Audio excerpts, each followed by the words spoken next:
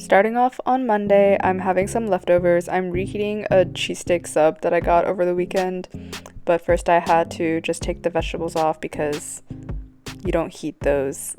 And that's it. That bakes for a little bit, and literally that was my lunch. I put the vegetables back on because we don't waste those, and some ketchup for these really sad fries. But that's cool, that's fine. And then later in the afternoon, I got hungry, so I'm making a strawberry, banana, and apple smoothie. The strawberry and banana I had frozen already, and then I just got an apple and cut it up and put it in there. And then I'm adding some yogurt, like plain yogurt and oat milk.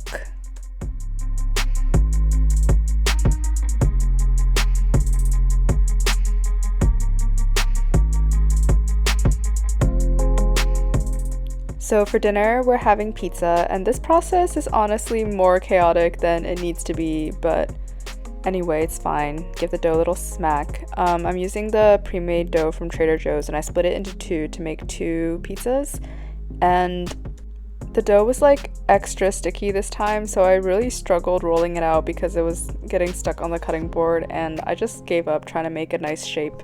So for the marinara sauce, I'm cooking it down a little bit so it's not as watery when we bake it, so the water doesn't really make the pizza watery, if that makes sense. Anyway, it thickens up pretty well. And then as a topping, I'm also making some caramelized onions, but like they're not really caramelized onions, they're just onions that are cooked for a while, but I guess it's fine. So while the oven was preheating, these pans were in there heating up with them, so they're really hot at this point, and I just oil the bottom and then drop the dough in. So we do this so that the bottom of the pizza crust gets like really nice and crispy. We bake it just the bread for a little bit so it like has some structure, and then sauce them. So one of them is pesto, like straight from the jar, and the other is the marinara sauce. And at this point, we add all the other toppings that are going to be baked. So that includes this mozzarella, and that was also dried with paper towels so it doesn't like leak water all over the pizza. And I'm adding goat cheese onto the pesto one really awkwardly with one hand, like what am I doing? And pepperoni to the red one. But literally, when these pizzas come out, oh, they are so gorgeous. So this is when we add the toppings that don't need to be cooked anymore, like the pseudo caramelized onions, and then a big bunch of arugula on the pesto one. So both pizzas get a little drizzle. This one is getting balsamic glaze, and the other one is getting topped with hot honey.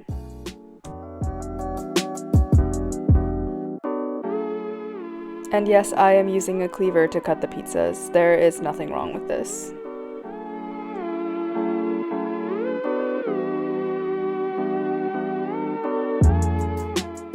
And here they are in their final form. This is such a great two-person meal, and if you're just making one pizza, you can just save the second half of the dough for later. And this is a shot of the crispy crust.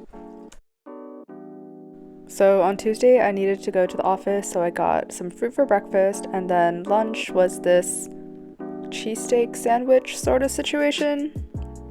I took some of these protein cookies, but they were nasty. And then we had team bonding, and I had a slice of pizza, and then, okay, I got home, and we're back to our regularly scheduled programming, and I am making salmon avocado bowl again because it is, once again, easy and delicious. The oil actually, like, got me there, so that is me jumping from the hot oil splashing up at me. But just cooking some salmon fillets. And did not try on the plating this time because I was lazy, so once again adding sauces, the sriracha, soy sauce, and a little drop of sesame oil. And I have never succeeded in drizzling the Kewpie mayo in a way that looks good, like it just doesn't work, but simple, easy, delicious dinner. The food at the office on Wednesday was shameful. This is like cold airplane food, so I barely ate it, so I got a sandwich in the afternoon to make up for the fact that I basically did not eat lunch. And jumping straight into dinner, after work I went to a Tex-Mex restaurant, and I got this appetizer, which was fried yuca, and that sauce in the middle literally tasted like Big Mac sauce. Like, it was so good, I was not complaining. And then I got what I always got as an entree, a steak burrito. Look at her. On Thursday now, I continued with the eating out grind by getting Chick-fil-A, and I love Polynesian sauce even though the first ingredient is sugar. No comment there. And this was the day where it was randomly 80 degrees, so I had to go out and get ice cream, and I got this banana split, and the flavors on there are vanilla, chocolate, and Nutella, and oh my god, this ice cream place is so freaking good. And then back at home for actual dinner, this is a shortcut sauce for dandan noodles. Do people pronounce this dan? Like, that just sounds so wrong. Anyway, whatever. And we had Swiss chard in the fridge, so that is the vegetable I'm making to go along with their noodles. And look at that shiny empty wok. I added the leaves in, and also there are eggs boiling for the noodles. So I like to peel boiled eggs under a stream of cold water because the egg is hot. I didn't have enough ice to make an ice bath, so that was the solution. Also, there are the noodles.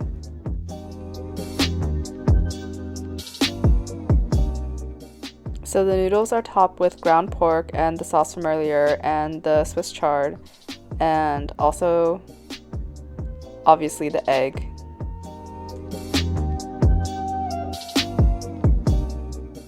I'm not gonna lie, this was kind of difficult to mix because the noodles were one.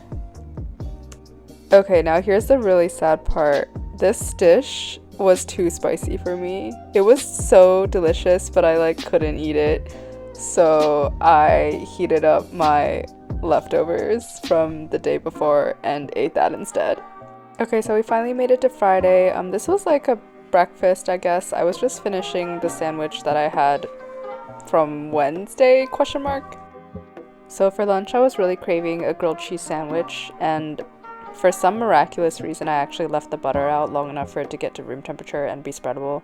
So I'm putting a slice of cheddar cheese and then a slice of American because it melts just so well. And then don't come at me for the chaos that is about to happen with this second slice of cheese. I want every part of the sandwich to have cheese. So there's that. Also, while I was making this, the sandwich had kind of been on the pan for a hot second, so I was really scared that when I flipped it, the first side would just be a burnt mess. But she turned out to be gorgeous.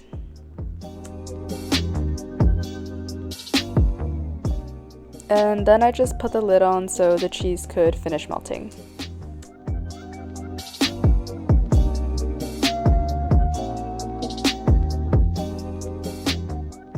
So also, this is definitely just a me problem, but I sometimes really do not like touching greasy things, including obviously the buttered outside of a grilled cheese. So I'm cutting it into 4 so I can pick each part up with chopsticks and not have to touch the sandwich.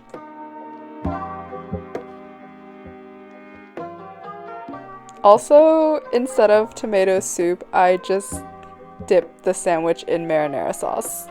It's basically the same thing, right?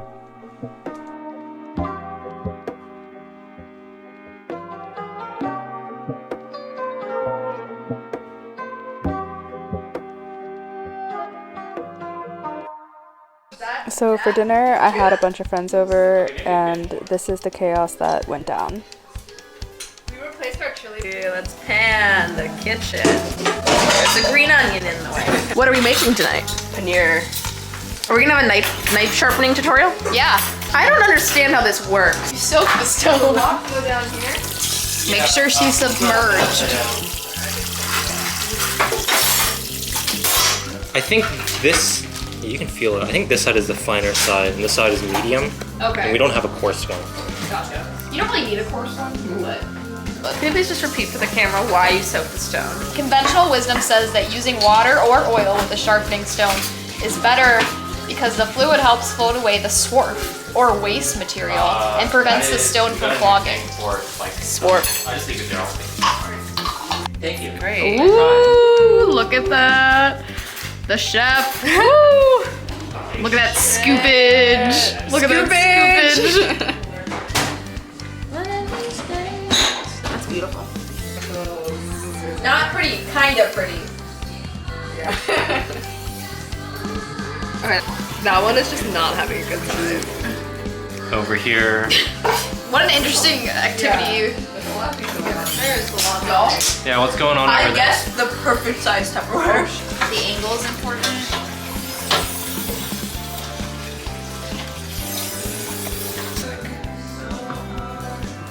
All of them swollen.